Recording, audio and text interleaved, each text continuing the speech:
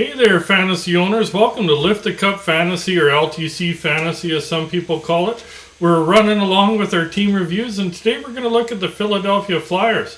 See who led them in different stats for goalies, defensemen, forwards, who's their biggest fantasy disappointment, who was their biggest fantasy surprise, who on their roster was relevant fantasy-wise on a weekly basis, and also take a peek at some streamers that helped you out through different points of the season.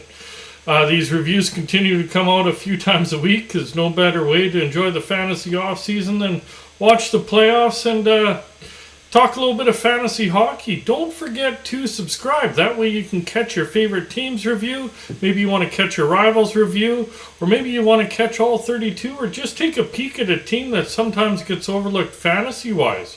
So we'll jump right into it. Goalies. It was Carter Hart led the way in all the stats. He led in games played at 44. Wins at only 13, but Philly had a crappy season there. Goals against average was over 3 at 3.16. But his save percentage for the season was .905, and considering how bad the season was, not too bad there. Hart obviously struggled this year. He did get injured towards the end of the year. He is a good young goalie, but his season disappointed, as did Philly's season overall there. He should bounce back next year. Hopefully he does, because we don't want to be talking about another Philly goaltender in the Philadelphia goaltending graveyard there.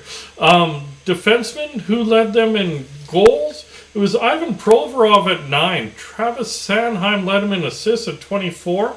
Provorov and Sanheim tied in points at 31.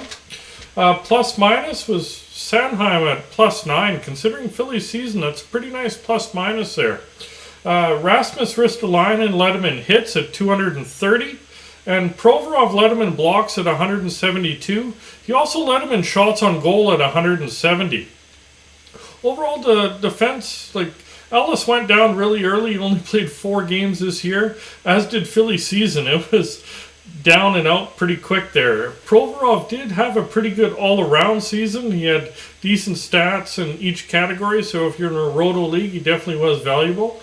Travis Sanheim was also fantasy relevant at different points of the season there for them. Forwards, who led him in goals? This is, of course, excluding Drew, who got traded and was included in the Florida stats. But James Van Riemsdyk, the old vet, led him in goals at 24. Travis Konechny led him in assists at 36 and points at 52. Plus minus was Cam Atkinson at a -2. Kind of ugly being minus, but considering the season, -2 isn't too bad to swallow there. Zach McEwen led him in hits at 159. Oscar Lindblom led him in blocks at 48, and Travis Konechny led him in shots at 220 there.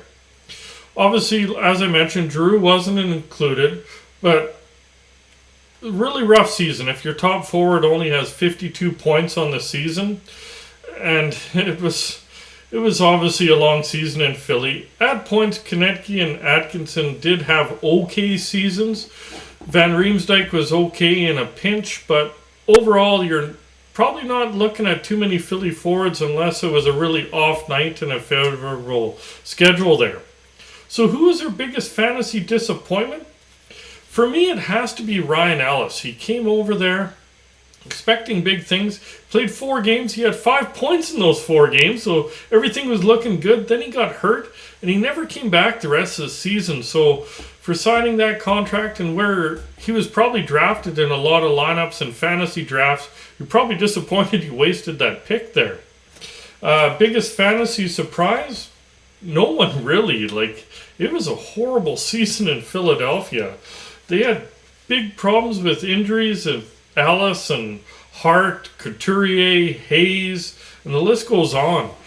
Van Riemsdyk was the only player on the roster that played all 82 games this year, so there really isn't a fantasy surprise.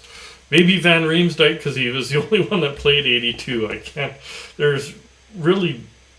It sucked in Philly this year. There's no way to go about it. Fantasy relevant on a weekly basis, really there's only one, Ivan Provorov. He had a decent season, and considering how bad the team was, it'd be a nice pickup on a lot of rosters there. Streamers, there were a few that you could use throughout the season. You could obviously start hard on an off night. Sanheim on the back end. And up front, there was Konechny, Couturier, Farabee, Atkinson, Lawton at times, Van Riemsdyk, assuming they were healthy. There was a lot of decent options on off nights in Philly there. I really do hope you did enjoy the episode. If you did, please remember to hit like, hit subscribe, and remember that notification bell. And we'll be out in a few days with another one there, fellas. And enjoy the rest of the fantasy offseason, fantasy owners.